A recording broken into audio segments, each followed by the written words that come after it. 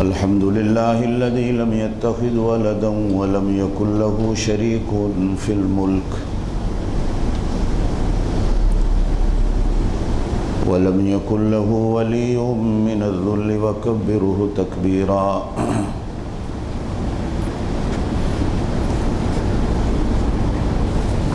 أشهد أن لا إله إلا الله وحده لا شريك له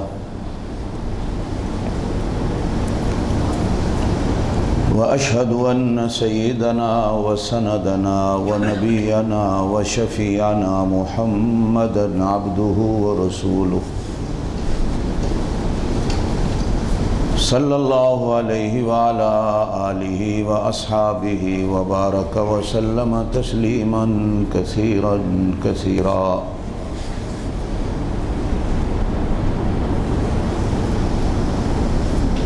أما بعد أعوذ بالله من الشيطان الرجيم بسم الله الرحمن الرحيم.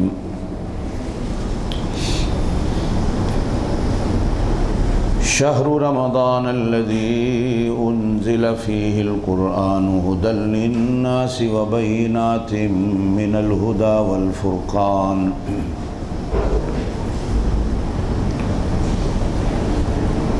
وقال الله تعالى في مقام آخر بسم الله الرحمن الرحيم. إنا أنزلناه في ليلة القدر وما أدراك ما ليلة القدر. ليلة القدر خير من 1000 شهر. تنزل الملائكة والروح فيها بإذن ربهم من كل أمر. سلام هي حتى مطلع الفجر.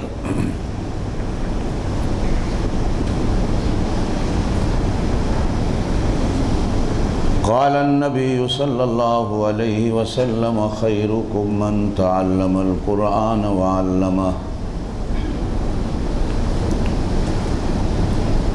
وقال النبي صلى الله عليه وسلم من قام ليلة القدر إيمانا واحتسابا غفر له ما تقدم من ذنبه أو كما قال النبي صلى الله عليه وسلم. صدق الله العلي العظيم وبلغنا رسوله النبي الكريم الأمي الأمين ونحن على ذلك لمن الشاهدين والشاكرين والحمد لله رب العالمين. اللهم صل على محمد وعلى آل محمد كما صليت على إبراهيم وعلى آل إبراهيم إنك حميد مجيد. اللهم بارك على محمد وعلى آل محمد كما باركت على إبراهيم وعلى آل إبراهيم إنك حميد مجيد.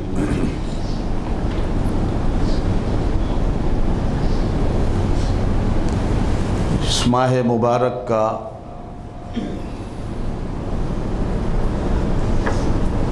آخری عشرہ شروع ہو چکا.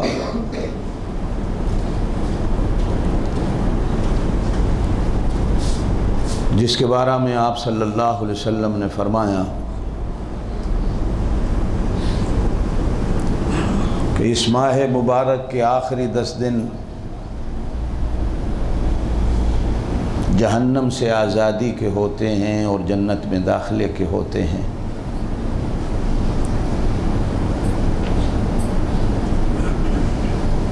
اور پھر اسی عشرہ اخیر میں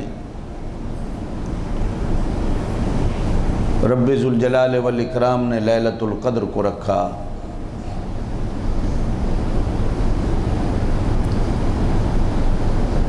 جس کے نفل، جس رات کی تلاوت، جس رات کی نماز، جس رات کا ذکر و فکر، جس رات کی دعا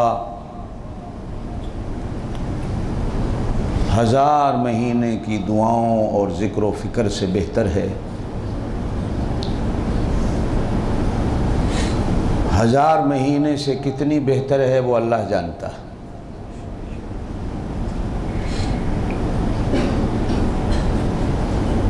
اس عشرہ اخیر میں ہم داخل ہو چکے، اللہ ہم سب کو جہنم سے آزادی دے دے، آمین۔ اللہ پاک ہم سب کو جنت کا داخلہ دے دے، آمین۔ اور اللہ ہم سب کو لیلۃ القدر نصیب کر دے، آمین۔ میرے دوستو،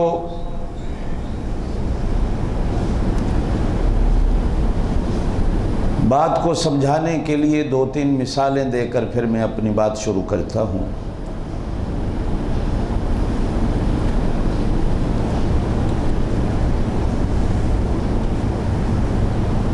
عام طور پر آپ نے دیکھا ہوگا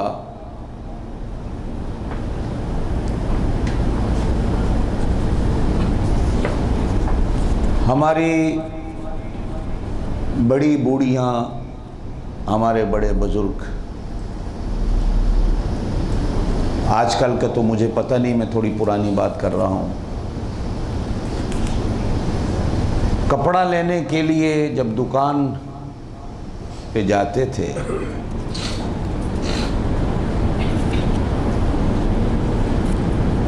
اپنی ضرورت کا کپڑا لے لیا تو کپڑا لینے کے بعد بڑی بوڑھی یا بڑے بزرگ دکاندار سے کہتے تھے کوئی فالتو ٹکڑا کپڑے کا پڑا ہو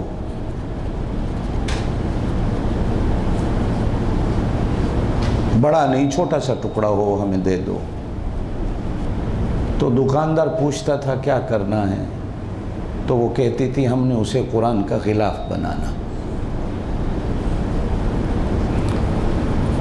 دکاندار فالتو ٹکڑے کو اٹھا کر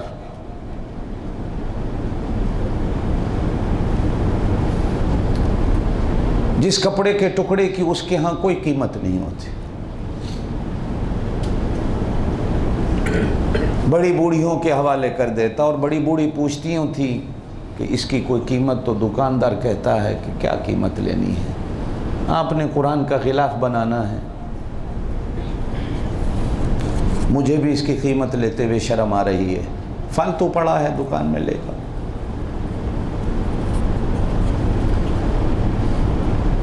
اب وہی کپڑا جو بغیر کسی قیمت کے بیکار تھا، جب ہم گھر لاتے تو قرآن پاک کا غلاف سیتے اور قرآن پاک کے اوپر اس کو چڑھاتے۔ بس قرآن پاک کے ساتھ اس بے قیمت کپڑے کی لگنے کی دیر ہوتی ہے کہ ہر بچہ، ہر بوڑھا، ہر بوڑھی قرآن کے ورقے کو بعد میں چومتی ہے، پہلے اس بے قیمت کپڑے کو چومتی ہے۔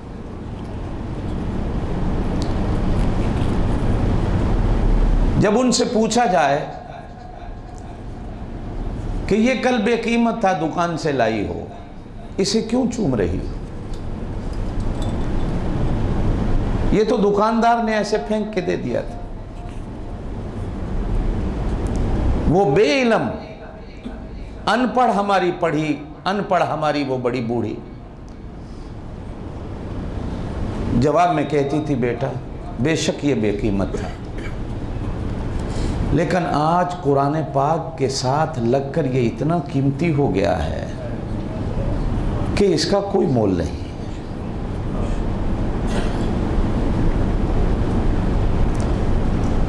مسلمان اپنے قیمتی سے قیمتی لباس کو، قیمتی سے قیمتی پگڑی کو، قیمتی سے قیمتی کوٹ اور اچکن اور واسکٹ کو ہزاروں روپے کے ہوں گے، کبھی کوئی بندہ ان کپڑوں کو چومتا ہوا نظر نہیں آئے گا، لیکن وہ بے قیمت کپڑا قرآن پاک کے ساتھ جب لگ جاتا ہے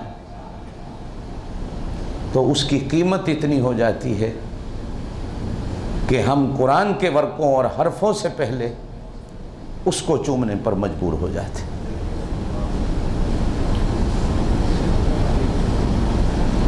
یہی مثال ریحل کی ہوتی ہے. یہ جو پڑا ہے بیکار لکڑی جو ہوتی ہے اس کی ریحل بنتی ہے.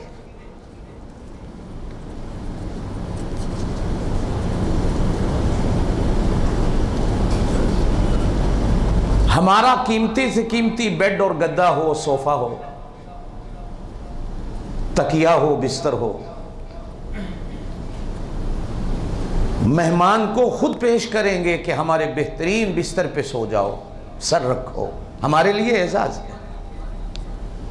لیکن مسجد کے صحن میں کوئی مسلمان اگر اس پر سر رکھ کے سو رہا ہو یا کوئی مسلمان اس پہ پاؤں رکھ دے تو ہماری ایمان کی غیرت ایسی جاگتی ہے کہ ہم مجبور ہو جاتے ہیں اس کو کہنے کو کہ تجھے شرم نہیں آتی، اس پہ ہم قرآن رکھتے، تو اس پہ سر رکھ کے سو رہا ہے یا اس پہ تو پاؤں رکھ رہا ہے. جس طرح ہم قرآن کا ادب کرتے ہیں اسی طرح ہم اس لکڑی کا بھی ادب کرتے ہیں. یہ کیا وجہ ہے؟ اگر یہ بولتی ہوتی، آپ اس سے پوچھتے کہ کیا تو میرے گھر کے بستر اور گدے سے زیادہ قیمتی اور خوبصورت ہے کہ تیرے اوپر کوئی سر نہیں رکھ سکتا اور پاؤں نہیں رکھ سکتا، تو یہ لکڑی تمہیں اپنے زبان حال سے کہتی کہ بے شک میں بیکار تھی، میری کوئی قدر و قیمت نہیں تھی، لیکن میری نسبت اللہ کے قرآن سے جڑ گئی ہے کہ اس کے اوپر رکھ کر اللہ کا قرآن پڑھا جاتا ہے. میں اس قرآن کی وجہ سے عزت اور عظمت والی ہو گئی ہوں کہ میرا احترام کیا جاتا. ایک اور مثال دے دوں. لوگ اپنا وزٹنگ کارڈ بہترین سے بہترین کاغذ پہ بنواتے ہیں، لیکن کبھی کوئی آدمی اس کارڈ کو چومتا ہوا نظر نہیں آتا. لوگ اپنا لیٹر ہیڈ بہترین سے بہترین اور قیمتی سے قیمتی کاغذ پہ بنواتے ہیں، ہزاروں کاغذ سڑک پہ گرے ہوئے ہوتے ہیں، کوئی آدمی ان کاغذوں کو اٹھا کر چومتا نہیں. اور پھٹا ہوا کاغذ ہو، اگر اس کے اوپر قرآن کا کوئی ایک حرف لکھا ہوا ہو اور وہ آپ کو زمین پہ پڑا ہوا نظر آ جائے تو آپ کی غیرت ایمانی آپ کو مجبور کرے گی کہ میں اسے اٹھاؤں، جھاڑوں، چوموں اور اونچی جگہ پہ رکھ دوں. اس وقت کوئی آپ سے پوچھے کہ صاحب وہ قیمتی کارڈ اور قیمتی کاغذ تو زمین پہ پڑا ہے، آپ اسے تو اٹھانے کو تیار نہیں، لیکن یہ ایک پرانا پھٹا ہوا ہے اور عربی کے اندر کچھ لکھا ہوا ہے، آپ اسے چومنے کو تیار ہیں اور اونچی جگہ پہ رکھنے کو تیار ہیں، وجہ کیا ہے، بات کیا ہے؟ تو آپ کیا جواب دیں گے کہ صاحب یہ پرانا ہے یا پھٹا ہے، کچھ بھی ہے، اس کے اوپر اللہ کے قرآن کے حرف لکھیں. میرے لیے یہ باعث احترام اور باعث ادب ہے کہ میں اس کو زمین سے اٹھا کر اونچی جگہ پہ رکھ دوں.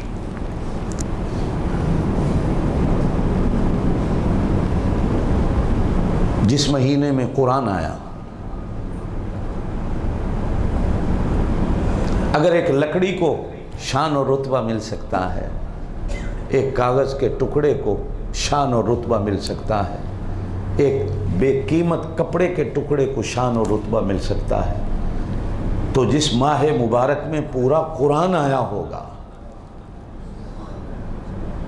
شہر رمضان الذی انزل فیہ القرآن، میرے اللہ نے تو رمضان کا تعارف ہی انہی لفظوں میں کرایا ہے کہ بس اور لمبی چوڑی تقریر کی ضرورت ہی نہیں. جانتے ہو یہ مہینہ رمضان کا کون سا ہے؟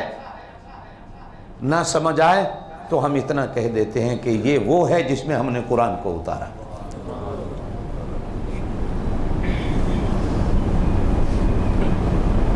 اور اگر مہینے کو شان اور رتبہ مل سکتا ہے، پھر جس رات میں اترتا ہے اس کے بارے میں کہا گیا کہ انا انزلناہ فی لیلۃ القدر.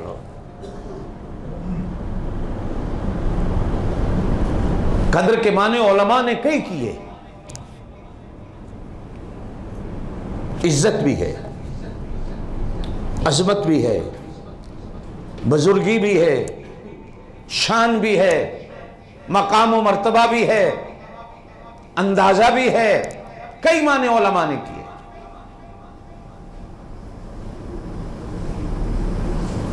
اگر قرآن اس رات نہ آیا ہوتا تو شاید اس رات کو کوئی جانتا بھی نہ. جیسے دوسری راتیں ہماری سو کے گزر جاتی ہیں، یہ بھی سو کے گزر جاتی ہیں. جیسے دوسری راتیں ہماری غفلت میں گزر جاتی ہیں، یہ بھی غفلت میں گزر جاتی ہیں. لیکن کیا وجہ ہے کہ ہر بڑا چھوٹا مسلمان اس رات کے انتظار میں رہتا ہے کہ یہ کب آئے گی؟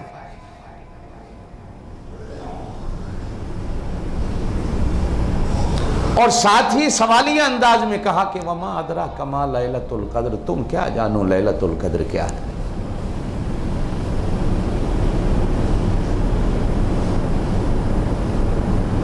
اس قرآن کی نسبت سے اس مہینے کو بھی عظمت ملی اور قرآن کی نسبت سے اس رات کو بھی عظمت ملی. تھوڑا سا سوچئے، اگر رات کو، مہینے کو، کپڑے کو، لکڑی کو، کاغذ کو عظمتیں مل سکتی ہیں تو جو مسلمان قرآن کے ساتھ اپنا تعلق بنا لے گا اس کو اللہ کتنی عزت دے گا.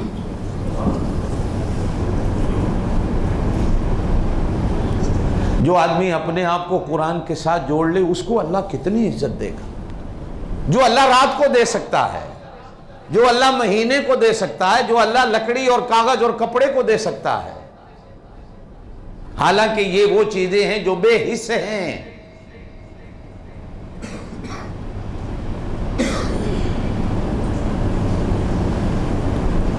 انسان کو کتنی عزت مل سکتی.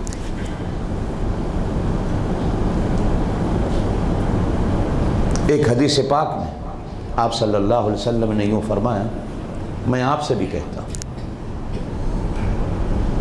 انداز بڑا عجیب اختیار فرمایا. موسیٰ تو طور پہ جا کر اللہ سے باتیں کرتا،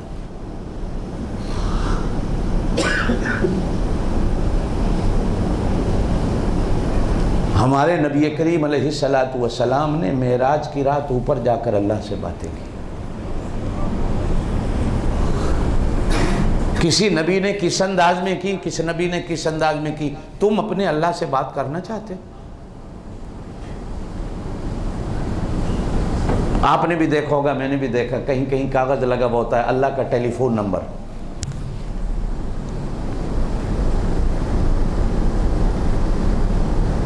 دو چار چار تین چار،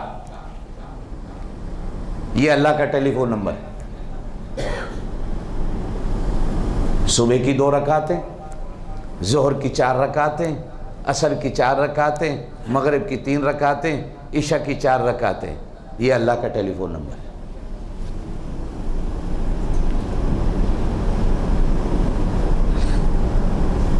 تم اللہ سے باتیں کرنا چاہتے ہو. ایک ہے ٹیلی فون ملانا، ایک ہے اللہ سے بات کرنا چاہتے ہو. آپ چاہتے ہو بھائی کہ ہم اللہ سے باتیں کریں؟ بولو تو صحیح، زور سے بولو کہ اللہ ہمیں موقع دے کہ ہم اپنے اللہ سے ہم کلام ہوں. آمین کہہ دو. اللہ ہمیں شرف دے کہ ہم اللہ سے باتیں کریں. اللہ میری سنے، میں اللہ کی سنوں. میں اللہ کو اپنی باتیں سناؤں، اللہ مجھے اپنی باتیں سنائے. اور پھر باتیں بھی اس انداز میں ہوں کہ وہ بھی اکیلا، میں بھی اکیلا، تنہا رات کو بیٹھ کے اس سے باتیں کروں. جب ساری دنیا سو جائے، یار کو یار جب ملتا ہے تو تنہائی کو ڈھونڈتا ہے. میں بھی تنہائی کو ڈھونڈوں کہ اللہ سے باتیں کروں. چاہتے ہو؟ زور سے بولو. تو میرے پاک نبی صلی اللہ علیہ وسلم نے مفہوم یوں بیان کیا کہ جو بندہ قرآن کی تلاوت کرتا ہے وہ یوں سمجھے کہ میں اللہ سے باتیں کر رہا ہوں.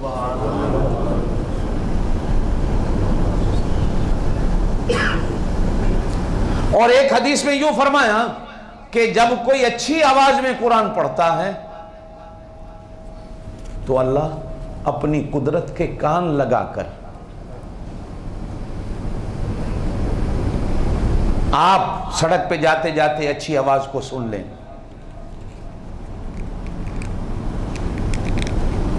چلو اور نہیں کسی گانے والے کی آپ کو آواز آ رہی ہے، اچھی آواز ہو، اور اچھی آواز بھی ایک جگہ فرمایا گیا ایک جادو ہے، اور ایک جگہ یوں فرمایا گیا کہ اچھی آواز بھی اللہ کی دین میں سے ایک دین ہے، اللہ جس کو دے دے، یہ اللہ کی نعمتوں میں سے ایک نعمت ہے۔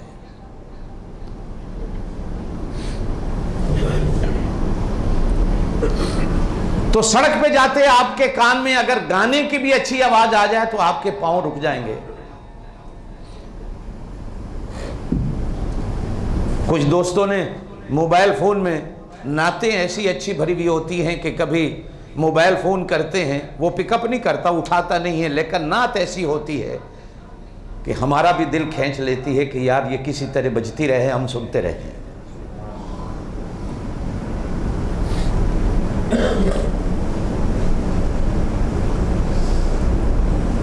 کوئل جب صبح کوکتی ہے، یا ہانگ کانگ میں بھی کتنی دفعہ کوئل کی کوک سنی جاتی، یہاں بھی درختوں پہ بولتی، اور بلبل کی آواز اگر آپ کے کانوں میں آ جائے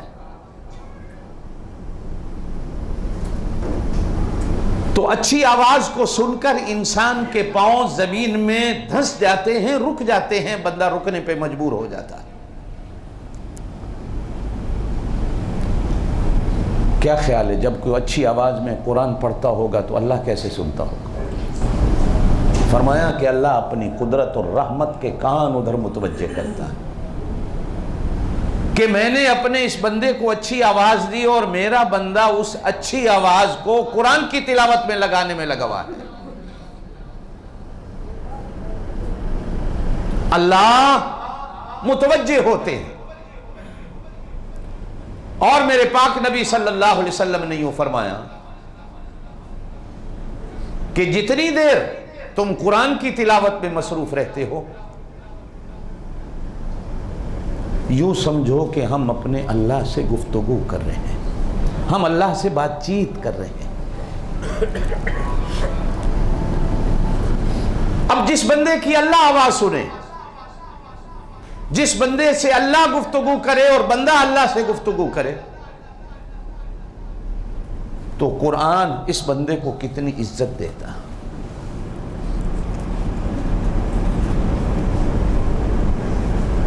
ایک جگہ حدیث میں یوں بھی فرمایا گیا کہ قرآن کتنے لوگوں کو اوپر اٹھاتا ہے اور قرآن ہی کتنے لوگوں کو نیچے گرا دیتا۔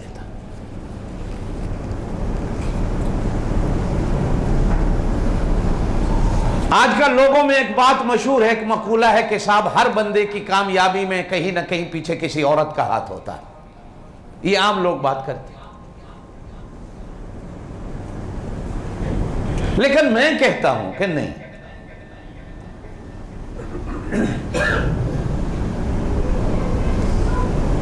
ہر ایک چیز کی کامیابی میں کہیں نہ کہیں پیچھے اللہ کا قرآن ہوتا ہے جو اس بندے کو کامیاب کرتا ہے۔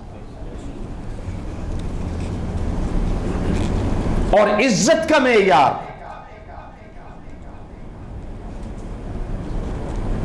جبرائیل امین کی اپنی بے شک شان ہو، مرتبہ ہو، اس سے کسی کو انکار نہیں،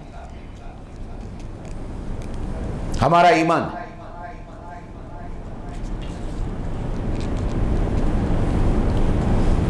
لیکن قرآن نے جو جبریل کی شان بیان کی وہ قرآن کی مناسبت سے بیان کی۔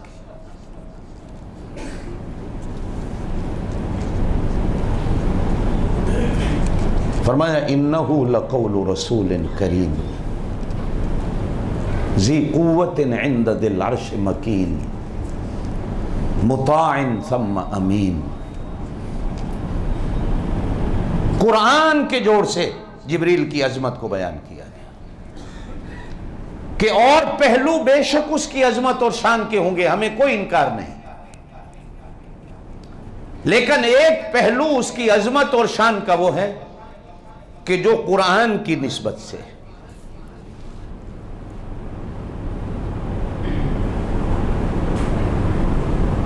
اللہ پاک جب جبریل کو قرآن دیتے، توجہ ہے، ہر نبی کو لکھی ہوئی کتاب دی گئی، یہ لے جاؤ، اسی لیے وہ کتابیں رہی، اور کتابوں میں پھر رد و بدل ہوتا رہا۔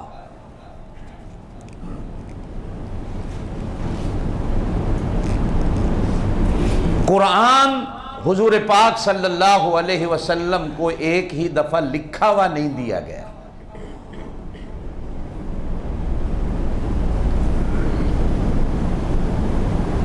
بلکہ اللہ نے پڑھ کے دیا۔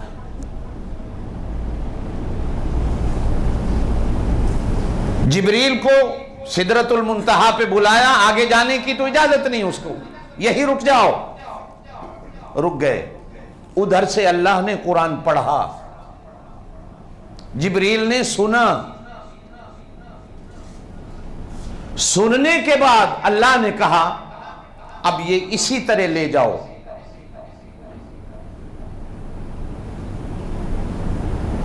اور میرے محبوب دو عالم صلی اللہ علیہ وسلم کو دے آؤ۔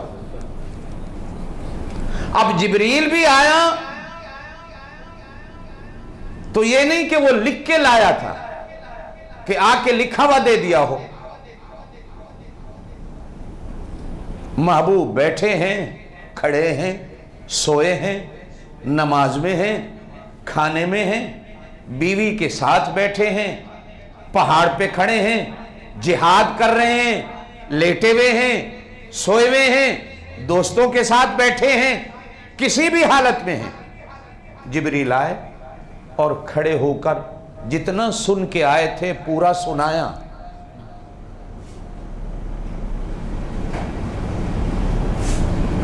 اور صرف سنانے پہ بس نہیں کی، سنا کے پڑھایا۔ اب پڑھیے، جب حضور علیہ السلام نے تیز تیز پڑھنا شروع کیا کہ میں جلدی یاد کر لوں، اس لیے کہ پھر پتہ نہیں جبریل کب آئے گا، تو اللہ کو کہنا پڑا لا تحرک بہ لسانک لتعجل بہ ان علینا جمعہ وقرآنہ۔ میرے نبی، زبان کو زیادہ تیز چلانے کی ضرورت نہیں، اسے یاد کرنے کی اتنی آپ کو فکر کی ضرورت نہیں، جس طرح ہم سنا کے دے رہے ہیں اسی طرح کاغذ پہ نہیں لکھیں گے، چمڑے پہ نہیں لکھیں گے، پتھر پہ نہیں لکھیں گے، کسی ہڈی کے ٹکڑے پہ نہیں لکھیں گے، آپ کے سینے پہ ہم لکھ دیں گے۔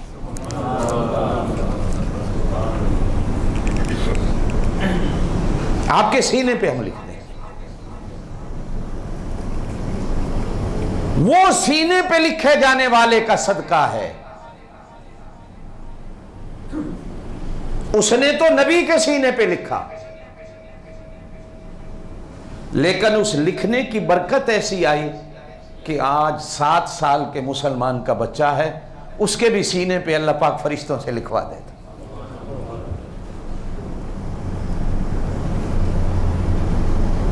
جبریل سنتے، اللہ پڑھتے، اور یہ قرآن کہتا اِنَّهُ لَقَوْلُ رَسُولٍ کریم، اور فرمایا یہ بھی نہیں کہ یہ اپنی مرضی سے آ جاتا ہو، کبھی مکے میں، کبھی مدینے میں، کبھی بدر میں، کبھی احد میں، کبھی حنین میں، کبھی خیبر میں، کبھی تبوک میں، کبھی یرموک میں، نہیں، رسول اسے ہم بھیجتے ہیں۔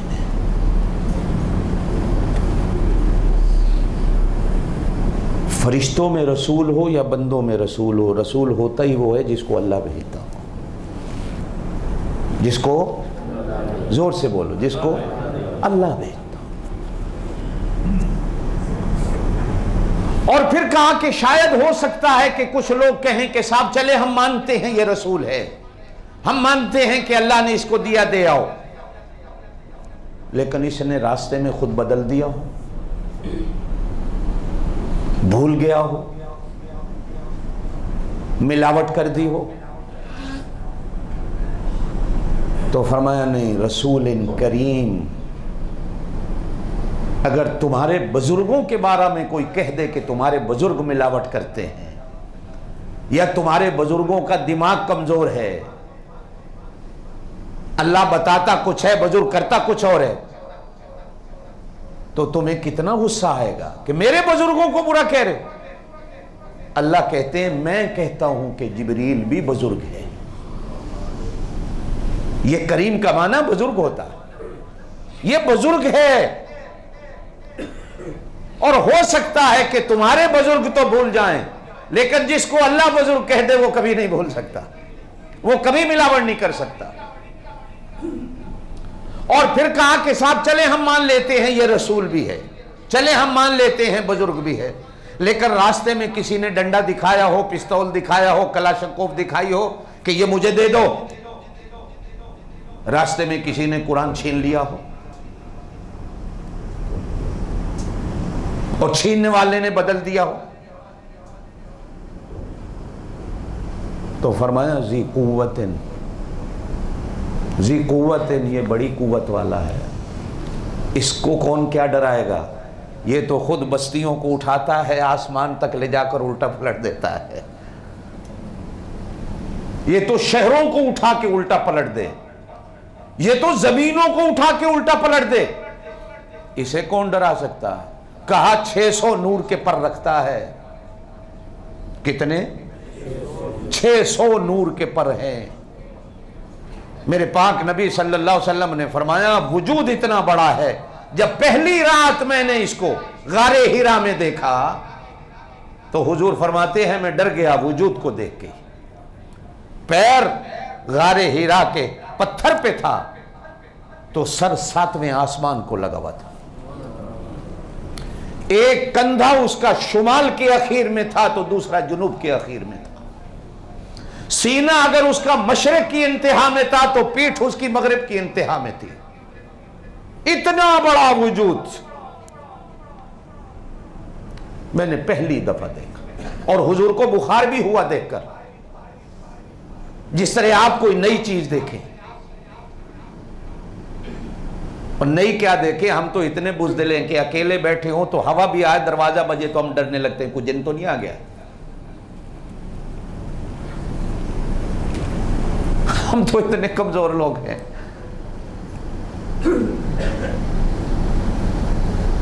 ہوا کی سرسراہٹ بھی ہمیں ڈرا دیتی، اور صبح آ کر قاری صاحب کا سر کھاتے ہیں، جی راتی کو جن آ گیا سی تویز دے چھوٹو، پہلی دفعہ دیکھا، اور بخار ہوا حضور پاک صلی اللہ علیہ وسلم، اور حدیث میں فرمایا کہ بخار بھی اتنا ہوا کہ اگر تمہیں 104 کا انتہائی بخار ہوتا ہے، اور لوگ کہتے ہیں کہ 107 اور 8 پہ بخار ہو جائے تو بندہ مر جاتا ہے، حضور پاک صلی اللہ علیہ وسلم مثال دے کر فرماتے ہیں کہ مجھے 208 کا بخار ہوا، اور مکے کی گرمی میں سردی کا شدت کا بخار ہوا کہ غار ہیرا سے واپس آ کر حضرت خدیجہ سے کہا زملونی زملونی، مجھے کمبل اڑاؤ، مجھے رضائی اڑاؤ، مجھے چادر اڑاؤ کہ مجھے سردی لگ رہی ہے، سردی کا بخار، پہلی دفعہ دیکھا۔ اور دوسرے نبی کی حالت یہ ہے کہ اللہ کہتے ہیں ڈنڈا ہاتھ میں ہے اسے پھینکو، ڈنڈا ہے پھینکا تو سانپ بنا، اب اللہ نے کہا پکڑو تو ڈر رہے ہیں، پکڑو کیسے یہ تو سانپ ہے، قال خذها ولا تخف، میرا موسیٰ اسے پکڑ لے ڈر نہیں، یہ وہی ہے جو تیرے ہاتھ میں لاٹھی تھی۔ بعض علماء نے لکھا ہتھیلی پہ کپڑا لپیٹا کہیں سانپ ڈنگ نہ مارے، جب ہاتھ رکھا سنعیدها سیرتها الاولی، پھر وہی لاٹھی بن گئی۔ فرمایا 600 نور کے پر بس ایک بار پر ہلاتا ہے، ساتوں زمینوں اور ساتوں آسمان کا سفر پورا ہو جاتا ہے۔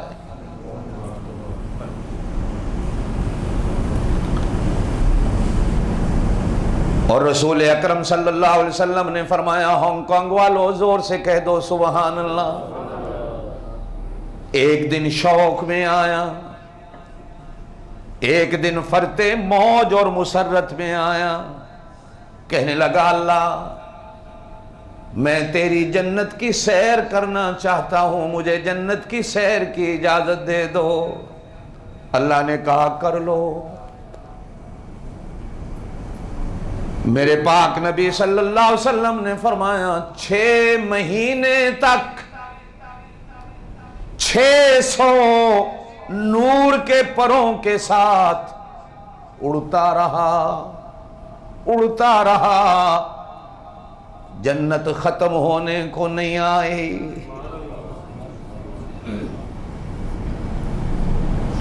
جنت 6 مہینے کے بعد تھک ہار کر جنت کے ایک درخت کے نیچے بیٹھا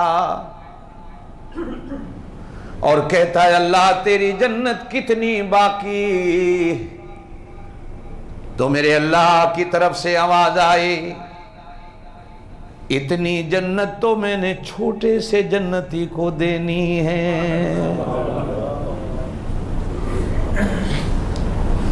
بڑے جنتیوں کی نہ جانے کتنی بڑی جنت ہوگی۔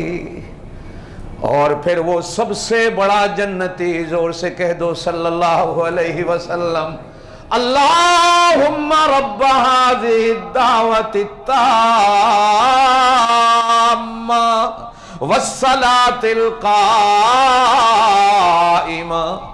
آت محمدا الوسیلہ والفضیلہ وابعثه مقاما محمودا۔ جب اتنی بڑی جنتوں کی بات ہوئی، شمع رسالت کے پروانے صحابہ کرام عرض کرتے ہیں یا رسول اللہ جب جنتیں اتنی بڑی ہوں گی تو ہم ایک دوسرے کو ملیں گے کیسے، ایک دوسرے کو دیکھیں گے کیسے، ملاقاتیں بھی ہوں گی کہ نہیں ہوں گی؟ اور پھر سب سے بڑی بات اللہ کے رسول، پھر آپ کی جنت تو نہ جانے کتنی بڑی ہوگی، پھر آپ کی بھی کبھی زیارت ہوگی کہ نہیں ہوگی؟ کیا سوچ تھی ان کی۔ ایک دیوانہ آیا، آ کے کہنے لگا یا رسول اللہ، زور سے کہہ دو صلی اللہ علیہ وسلم، دن میں کئی بار صرف آپ کو دیکھنے گھر سے آتا ہوں، جب تک دیکھوں نہیں دل کو سکون نہیں ہوتا، رات کو بھی دیکھنے آتا ہوں دن کو بھی دیکھنے آتا ہوں، چین نہیں، اور سوچتا ہوں کہ وہاں آپ کو کیسے دیکھوں گا، اور آپ کہتے ہو جنت میں بڑا چین اور آرام ہوگا، بھلا میں اس جنت کو کیا کروں گا جس جنت میں آپ کی زیارت نہیں ہوگی؟ جب زیارت نہیں ہوگی تو چین کہاں ہوگا؟ بھائی کہو کیا کہنا چاہتے ہو؟ عرض کرتا ہے اللہ کے رسول، زور سے کہہ دو اگر آپ کی جنت کی سیڑھیوں میں جھگی کی جگہ مل جائے، ایک جھگی پالوں، اگر جھگی کی جگہ بھی نہیں چوکی داری کی جگہ مل جائے، آپ کو آتے جاتے دیکھتا رہوں،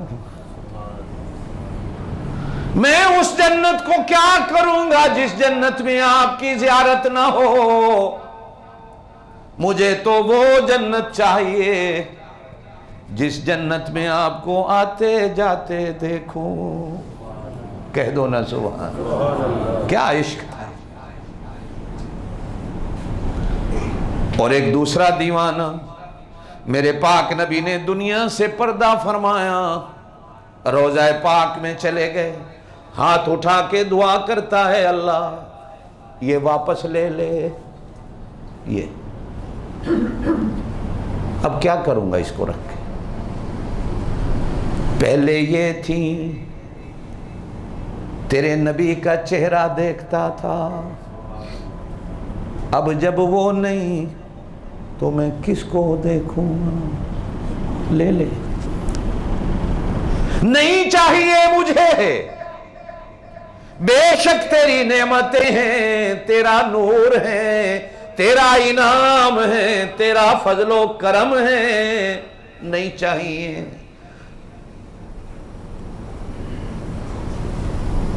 بس میرا تو دل کرتا ہے کہ سارا دن ان کے ساتھ ان کو دیکھتا رہتا. عجیب دیوانے تھے. میرے پاک نبی صلی اللہ علیہ وسلم نے سن کے فرمایا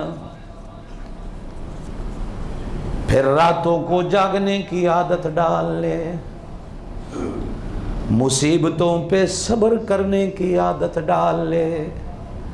تو جتنا صبر کرے گا اللہ میری جنت کے ساتھ تیری جنت بنا دے گا. جتنا رات کو جاگے گا اللہ تیری جنت میری جنت کے قریب کر دے گا. اور پھر ساتھ ہی فرمایا ان میں کوئی فاصلہ نہیں،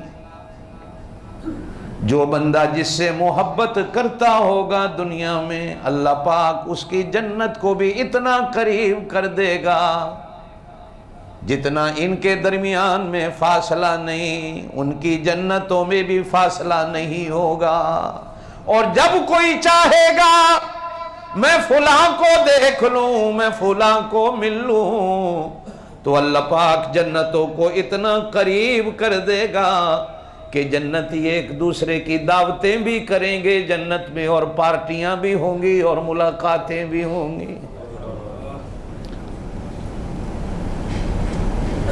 600 نور کے پروں کے ساتھ اڑا، اتنا طاقت والا. انہو لقول رسول کریم، یہ رسول بھی ہے یہ کریم بھی ہے. ذی قوت، بڑی قوت والا ہے، اس کو کوئی ڈرا دھمکا نہیں سکتا. صاحب ہم مانتے ہیں یہ رسول بھی ہے کریم بھی ہے قوت والا بھی ہے، لیکن یہ عرش کے پاس تو جا نہیں سکتا. تو اس نے اللہ کا قرآن کیسے سنا ہوگا؟ ہم کیسے مان لیں گے اللہ کا قرآن ہے؟ فرمایا عند ذی العرش مکین، یہ میرے عرش کے قریب کا رہنے والا ہے. مطاع، آدم سے لے کر عیسیٰ تک ہر نبی کے پاس میری وحی، میرا پیغام، میری کتاب لے جانے کے لیے میں نے صرف اسی ایک ہی کو منتخب کیا ہے. اگر اس نے پہلوں کی وحی میں کبھی رد و بدل نہیں کی تو قرآن کی وحی میں بھی رد و بدل نہیں کر سکتا. ثم امین. کچھ لوگ یوں کہتے ہیں کہ اللہ نے جبریل کو قرآن دیا تھا، مولا علی کو جا کے دیکھا.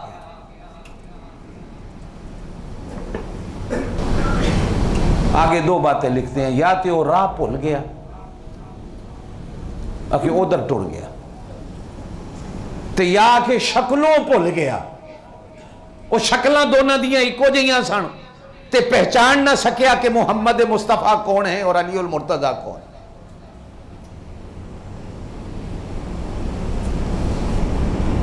یہ قرآن نے ان لفظوں میں اس کی شان کو بیان کر کے قرآن کی عظمت کو بیان کیا ہے.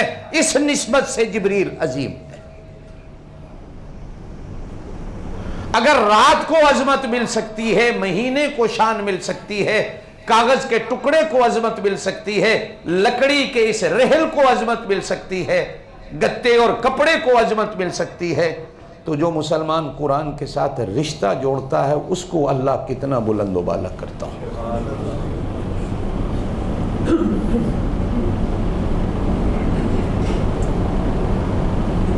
हम जलीलो रुसवा हो गए कुरान को छोड़ के।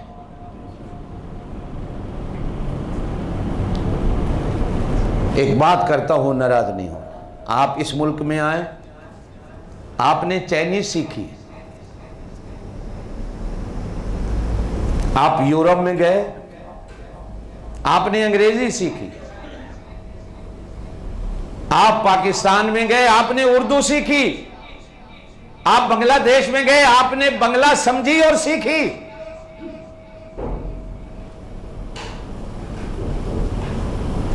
तुमने कुरान समझा सीखा?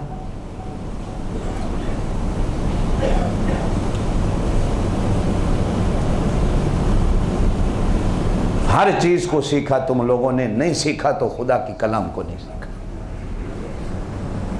और नहीं समझे तो तुम कुरान को नहीं समझे।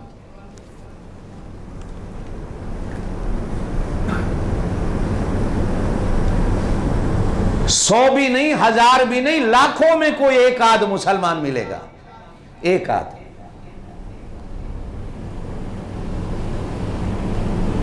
उसको भी अल्लाह गुमराह ना करे, आमीन कहे।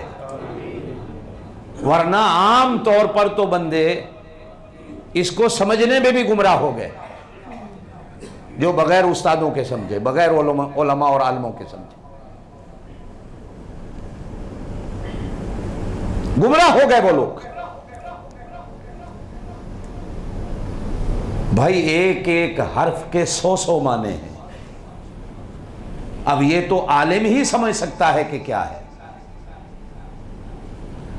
मिसाल दे के आपको कहता हूं, मेरे पास अगले दिन एक बुजुर्ग आए, बैठे हैं, वो घर में पढ़ते रहे कुरान की एक आयत का तर्जुमा कि जो दुनिया में अंधा है वो आगे भी अंधा होगा, जो दुनिया में नाबीना है वो आगे भी नाबीना होगा। नहीं समझे, फिक्रमंद हुए कि मेरा भाई यहां नबीना है, कहीं ऐसा नहीं जन्नत में भी वो नबीना रहेगा, अगले जहान में भी वो नबीना रहेगा।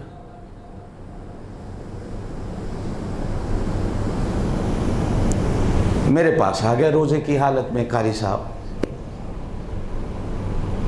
तो मैंने उससे कहा कि ये आंखों का अंधा यहां मुरादी नहीं है, यहां तो है कि जो दुनिया में दिल का अंधा रहा वो आगे भी दिल का अंधा रहेगा। आंखों का तो यहां बात ही नहीं है, यहां तो दिल की बात है कि जो यहां अंधा रहा कि जिसने कुरान को दिल में नहीं रखा, अल्लाह पाक वहां भी उसको अंधा रखेगा। और उसकी मुराद यह है कि अंधे को न खुदा की रहमत नजर आएगी, न किसी नबी की शफात नसीब होगी, जिसने यहां भी दिल को अंधा रखा। अब जब तक बंदा किसी आलिम से सीखे नहीं, पूछे नहीं, तो क्या पता चले। हमने हर चीज को समझा, नाराज नहीं होना।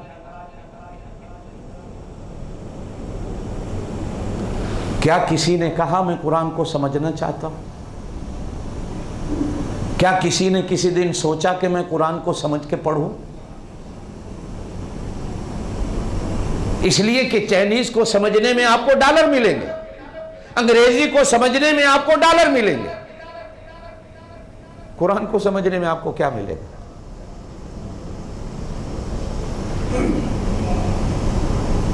बस इतनी बात कहता हूं, कुरान को समझने से डॉलर मिले न मिले, कुरान को समझने से खुदा मिलता है। और डॉलर भी मिलता है कि हुजूर पाक सल्लल्लाहु अलैहि वसल्लम ने फरमाया, कुरान वाला इस दुनिया में कभी भूखा सो ही नहीं सकता। हमारे कारी साहब थे उस्ताद, अल्लाह उनको बख्शे, हमारे इलाके में मशहूर था कि इनके घर में सिर्फ चिड़िया का दूध नहीं मिलता, बाकी दुनिया की हर चीज मिलती है। चिड़िया का दूध नहीं मिलता, बाकी हर चीज कारी साहब के घर में मिलती है। कहां से आती है कुरान का सदका? न जमीनें थी न मुरब्बे थे, مسجد میں بیٹھ کے سارا دن قرآن پڑھاتے، لیکن اللہ پاک نے گھر میں دنیا کی ہر چیز دے رکھی، صرف ایک چڑیا کا دودھ نہیں ملتا۔ وہ کبھی کبھی مذاق میں، مجھے آج بھی ان کی ایک بات یاد ہے، میرے سے مذاق کرتے تھے، پوچھا کرتے تھے، وہ تمہارے گھر میں بھینسیں انڈے دیتی ہیں؟ تو چھوٹا سا تھا، میں بھی حیران ہو جاتا تھا کہ بھینسیں انڈے کہاں دیتی ہیں؟ مرغیاں دودھ دیتی ہیں؟ تو میں بھی سوچتا تھا کہ مرغیاں کہاں دودھ دیتی ہیں؟ تو وہ مذاق میں کہا کرتے تھے میرے گھر میں تجھے بھینس کا انڈا بھی مل جائے گا، میرے گھر میں تجھے مرغی کا دودھ بھی مل جائے گا۔ کہ حضرت کہاں سے آتا ہے؟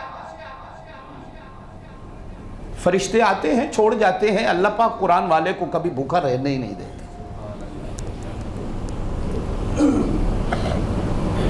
ماشاءاللہ آپ نے کبھی دنیا میں سنا ہوگا کہ کوئی مولوی بھوکا مر گیا ہو؟ ماشاءاللہ ایڈے ایڈے پیٹ ہوتے ہیں، اتنی اتنی بڑی گردنیں ہوتی، کبھی سنا ہے کوئی مولوی بھوک سے مرا؟ کبھی سنا ہے کوئی قرآن کا حافظ اور قاری؟ یہ آپ ضرور سنیں گے وکیل صاحب بھوک سے مر گئے، یہ آپ ضرور سنیں گے کہ ڈاکٹر صاحب بھوک سے مر گئے، مریض نہیں آئے، ہسپتال بند ہو گیا۔ اچھا ایمان سے کہو، کبھی سنا ہے کہ روزے سے بندہ بھوکا مر گیا؟ اور روزے سے سنا ہے کبھی کہ فلاں اخبار میں آیا ہو، جنگ اخبار میں، نوائب وقت میں، کہ بندہ روزے سے مر گیا؟ کیا سنتے ہو؟ زیادہ کھانے سے مر گیا۔ دنیا میں اس وقت زیادہ مرنے والوں کی تعداد زیادہ کھا کے مرنے والے، دوسرے نمبر پہ بیماریوں سے مرنے والے ہیں، بھوک سے مرنے والا کوئی نہیں ہوتا۔ کیوں؟ کہ اس دنیا میں بھوک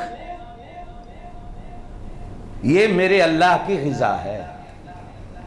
میں نے گزشتہ جمعہ بات کہی تھی کہ یہ میرے اللہ کی غذا ہے، یہ نبیوں کی غذا ہے، یہ ولیوں کی غذا ہے، بھوکے رہو۔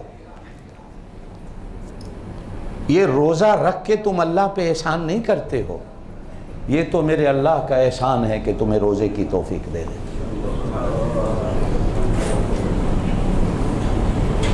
اگلے دن میں جا رہا تھا، ہو سکتا ہے وہ دوست میرے سنانے کو کہہ رہے ہوں، لیکن میں سمجھا کہ یہ مجھے جانتے بھی نہیں میں کون ہوں۔ میں قریب سے گزرا تو دو لڑکے کھڑے ہوئے ہیں آپس میں، ایک کو روزہ تھا دوسرے کو نہیں تھا، تو جس کو نہیں تھا وہ اسے کہہ رہا وہ تینوں روزے چکی لبدا کو رب لب گئی روزے رکھ کے، یہ مولویاں دے پیچھے لگا پہ ہیں روزہ رکھن نہ رب لبدا، وہ اتھے کمان آیا ہے ہانگ کانگ چ، روزی کما، اے پرانے ٹی وی خرید تے بیچ، کوئی چار پیسے کما، وہ تو گجرا والے چ ترے ہیں اتھے آئے ہیں، تو اتھے روزے رکھنا ہے۔ اب میں قریب سے گزرا ہوں، سن رہا ہوں، لیکن مجھے اتنا پتا یہ مجھے سنانے کو نہیں، اس لیے کہ انہیں میں نے کبھی نہیں دیکھا، وہ مجھے نہیں جانتے میں کون ہوں۔ جب مسلمان کا طریقہ گفتگو یہ ہو کہ روزے سے کیا ملتا ہے،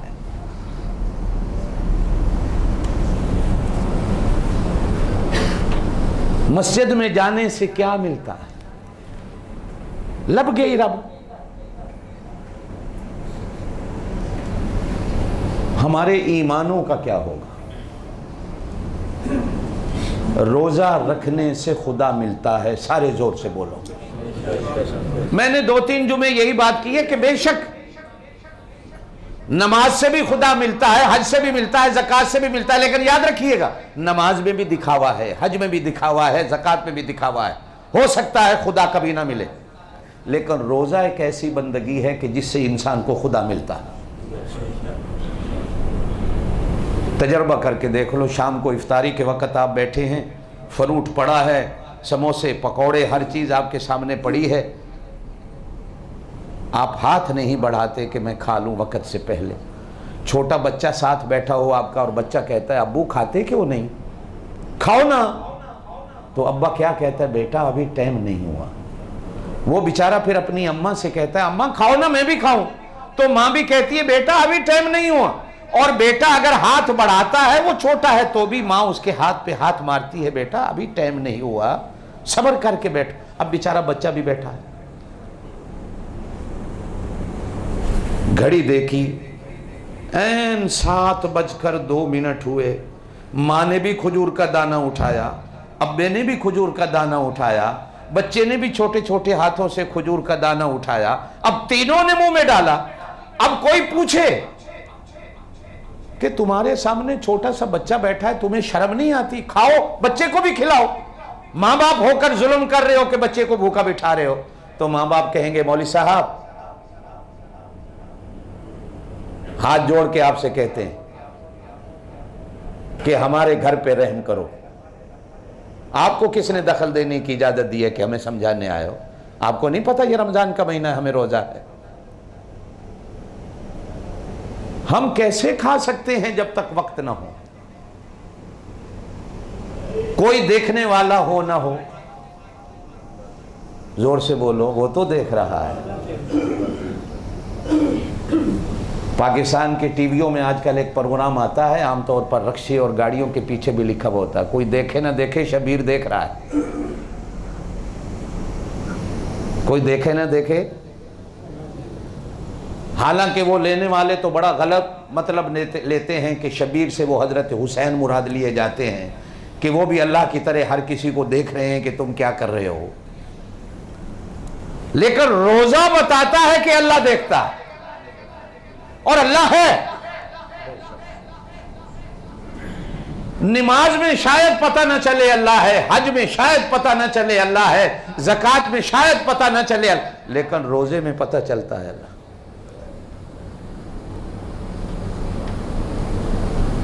تھکے ہارے سارا دن کام کرتے ہو اور رات کو نماز تراویح کے لیے مسجدوں کا رخ کرتے ہو، مدرسوں کا رخ کرتے ہو، مدرسوں میں جگہ نہیں، مسجدوں میں جگہ نہیں، لوگ نماز تراویح میں آ رہے ہیں۔ کوئی بندہ آپ سے کہے ارے بے وقوف ہو، دن کو روزہ رکھ لیا، رات کو کیوں بھاگے جا رہے ہو؟ تو پہلے تو دل کرے گا کہ اس بے وقوف کہنے والے کا منہ توڑ دوں کہ تو کون ہوتا ہے مجھے بے وقوف کہنے لگا۔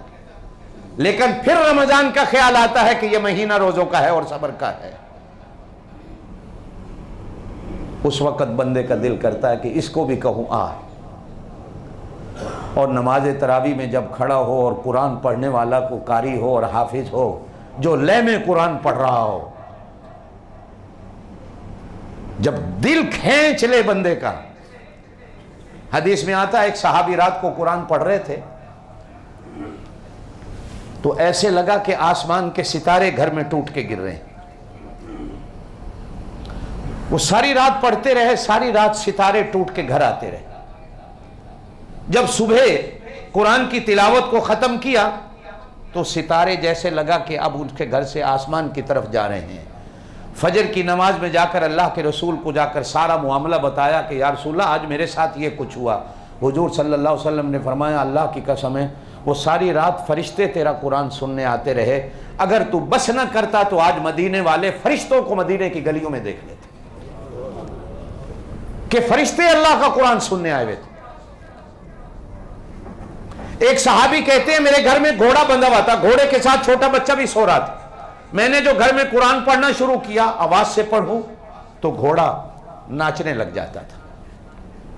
پھر میں ڈرتا کہ بچہ سو رہا ہے کہیں گھوڑا لات نہ مار دے، پھر میں آہستہ ہو جاتا تھا، گھوڑا رک جاتا، پھر میں اونچی آواز نکالتا تو گھوڑا پھر پھدکنے لگ جاتا، ناچنے لگ جاتا۔ ساری رات یہی معاملہ رہا۔ صبح جا کر حضور پاک صلی اللہ علیہ وسلم کو واقعہ سنایا۔ حضور پاک صلی اللہ علیہ وسلم نے ارشاد فرمایا تیرا گھوڑا بھی تیرے قرآن کو سن کر وجد میں آ گیا تھا۔ اللہ کے بندو قرآن اونچا پڑھا کرو، یہ در و دیوار بھی سن کر تمہارے قرآن کی قیامت کے دن گواہی دیں گے۔ جانور بدھے ہوئے ہیں قرآن پڑھو، تمہیں سمجھ نہ آئے اللہ پاک جانوروں کو قرآن کی سمجھ دیتا ہے، وہ بھی قرآن کو سمجھتے ہیں۔ تیرے گھوڑے کو اللہ قرآن کی سمجھ دے رہا تھا۔ قرآن پڑھنے والا پھر کوئی ہو۔ میں رات سورہ رحمان پڑھ رہا تھا نماز تراویح میں، تو یہ خیر اپنے منہ سے مجھے وہ بات نہیں کرنی چاہیے، لیکن اللہ کی ایک تحدیث نعمت ہے، اس کا شکریہ ادا کرتا ہوں میں کہ جو قرآن کی سمجھ ہے تھوڑی بہت جو میں نے اپنے بزرگوں سے سیکھی۔ حقیقت ہے جب پڑھتے پڑھتے ایسی کوئی آیت آتی ہے تو ایک وجد آ جاتا، پڑھ نہیں سکتا بندہ، میں اگلی رات سورہ کاف پڑھ رہا تھا جس میں اللہ کہتے ہیں یوم نقول لجہنم حل امتلأت، ہم بندے پہ بندے ڈالتے جائیں گے، جہنم پھر بولے گی اللہ اور دو، میں ابھی خالی پڑی، اللہ اور دو، میں ابھی خالی پڑی۔ یوم نقول لجہنم حل امتلأت وتقول حل من مزید، حل من مزید، حل من، وہ کہے گی اور بھیجو اور بھیجو اور بھیجو۔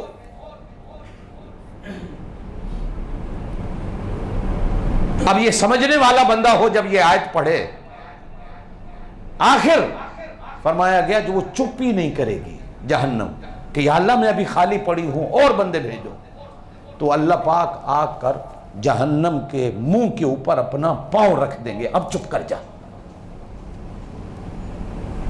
اب تو بس کر، میں نے جنت کو بھی بھرنا ہے، صرف تجھے تھوڑا بھرنا ہے۔ اللہ پاؤں رکھیں گے تو جہنم بولنا بند ہو جائے، نہیں تو وہ کہے گی حل من مزید، حل من مزید، حل من مزید، اور کر لو اور کر لو، میں ابھی خالی پڑی، اس کا پیٹ ہی نہیں بھرے گا۔ اللہ پاک پاؤں رکھیں گے تو اللہ کے پاؤں سے جا کر اسے صبر آئے گا۔ اب کو سمجھنے والا ہو، پڑھنے والا ہو قرآن کو، تو نماز تراویح میں بھی انسان کو وجد آ جاتا ہے۔ اور گزشتہ جمعہ میں نے ایک بات کہی تھی کہ حضور پاک صلی اللہ علیہ وسلم کے پاس ایک صحابی آئے، نماز سے پہلے آ کے عرض کرتے ہیں یا رسول اللہ میں گناہ کر بیٹھا، مجھے سزا دے دو، تو حضور نے چہرہ پھیر لیا۔ وہ دوسری طرف آیا، یا رسول اللہ میں گناہ کر بیٹھا ہوں، مجھے سزا دے دو۔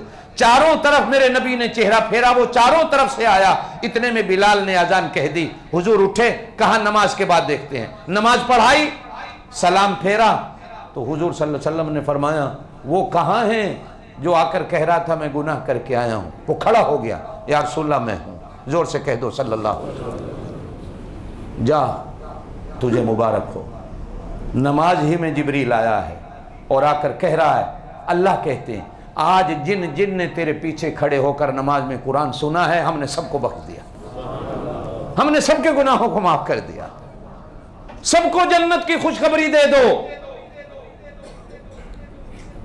میرے دوستو یہ قرآن کا مہینہ ہے، حضور پاک صلی اللہ علیہ وسلم نے فرمایا قرآن اور رمضان قیامت کے دن یہ دونوں بندے کی سفارش کریں گے۔ رمضان کہے گا اللہ یہ سارا دن مزدوری کرتا تھا، مجھے سینے سے لگایا۔ قرآن بولے گا اللہ سارا دن مزدوری کرتا تھا لیکن رات کو تراویح میں کھڑے ہو کر مجھے سنتا تھا، میں گواہی دیتا ہوں۔ حضور پاک صلی اللہ علیہ وسلم نے فرمایا اللہ رمضان کی، اللہ قرآن کی، دونوں کی گواہی کو سن کر کہیں گے جاؤ جنت کی سیڑھیاں چڑھ جاؤ۔ ہم اپنے قرآن کی سفارش کیسے رد کر سکتے ہیں؟ اس لیے کہ قرآن میری کتاب بھی نہیں، یہ تو میری کلام بھی ہے، اور ہم رمضان کی سفارش کو کیسے رد کر سکتے ہیں کہ رمضان صرف رمضان نہیں، رمضان تو میرے ناموں میں سے ایک نام بھی ہے۔ اور فرمایا وَلِلَّهِ الْأَسْمَاءُ الْحُسْنَى فَادْعُوهُ بِهَا۔ اے ایمان والو جب بھی اللہ سے دعا مانگا کرو، اللہ کے ناموں کے ساتھ دعا مانگا کرو، یا اللہ کہہ کے دعا مانگا کرو، یا غفور کہہ کے دعا مانگا کرو، یا رحمانو یا رحیم کہہ کے دعا مانگا کرو، یا توابو یا رحیم کہہ کے دعا مانگا کرو، یا رشیدو یا صبور کہہ کے دعا مانگا کرو، یا ملک یا قدوس یا سلام یا مومن یا مہیمن، اللہ کے نام لے کے جب دعا مانگو گے تو اللہ فرماتے ہیں مجھے اپنے ناموں کی شرم آ جاتی ہے جب میرا بندہ مجھے میرے نام سے پکارے۔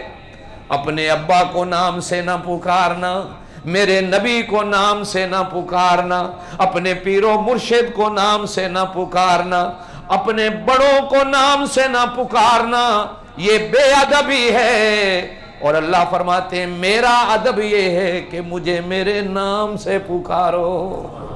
کیا شان ہے اللہ کی۔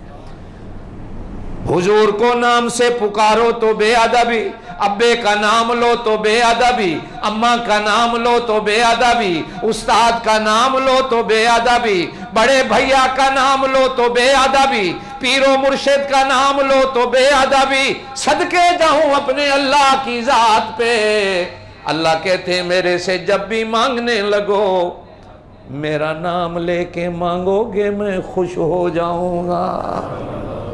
کیا شان ہے اللہ کا نام لو، نہ وہاں آپ کہنے کی ضرورت، نہ وہاں جناب کہنے کی ضرورت، نہ وہاں القاب دینے کی ضرورت، نہ وہاں صفتیں جوڑنے کی ضرورت، نہ لمبی چوڑی تمہید باندھنے کی ضرورت۔ بابا آدم علیہ السلام جبل عرفات میں کھڑے ہیں، کہتے ہیں ربنا ربنا، میرے محبوب دو عالم صلی اللہ علیہ وسلم عرفات میں ہیں، کہتے ہیں ربنا آتنا فی الدنیا حسنتاً وفی الآخرت حسنتاً وعذاب النار۔ ایک دن صحابہ آ کر عرض کرتے ہیں مسجد نبی میں، یا رسول اللہ، زور سے کہہ دو، ایک تو ہم گناہ کرتے ہیں نہ اس کا مواخذہ ہوگا، لیکن کبھی کبھی گناہ کے بارے میں سوچتے ہیں کیا اس کا بھی مواخذہ ہوگا کہ نہیں ہوگا، اس کی بھی پکڑ ہوگی کہ نہیں ہوگی۔ میرے پاک نبی نے جواب نہیں دیا۔ جبرائیل امین قرآن کی آیت لائے کہ محبوب دو عالم اپنے دیوانوں سے کہہ دو ربنا لا تواخذنا ان نسینا او اخطأنا ربنا ولا تحمل علينا اسرا كما حملته على الذين من قبلنا ربنا ولا تحملنا ما لا طاقة لنا به واعف عنا واعف عنا واعف عنا۔ اللہ ہم کو معاف کر دے، واغفر لنا، اور ہم کو بخش دے، ورحمنا، ہم پہ اپنی رحمتوں کی بارش برسا دے۔ انت مولانا انت مولانا انت مولانا، تیرے سے بڑا ہمارا کوئی نہیں، سب سے بڑا تو، انت مولانا فانصرنا علی القوم الکافرین۔ اور کبھی مومن کہتا ہے ربنا ہب لنا من ازواجنا، اور میں نے ابراہیم علیہ السلام کو دیکھا وہ دعا کر رہے ہیں رب جعلنی مقیم الصلاۃ ومن ذریتی ربنا وتقبل، یا بھی نہیں لگایا، یا ربنا نہیں، اللہم یہاں بھی یا نہیں لگایا، کہا انی ظلمت نفسی ظلما کثیرا ولا یغفر الذنوب الا انت فاغفر لی مغفرتا من عندک وارحمنی انک انت الغفور الرحیم۔ اللہ آپ کو مجھے عمل کی توفیق نصیب فرمائے۔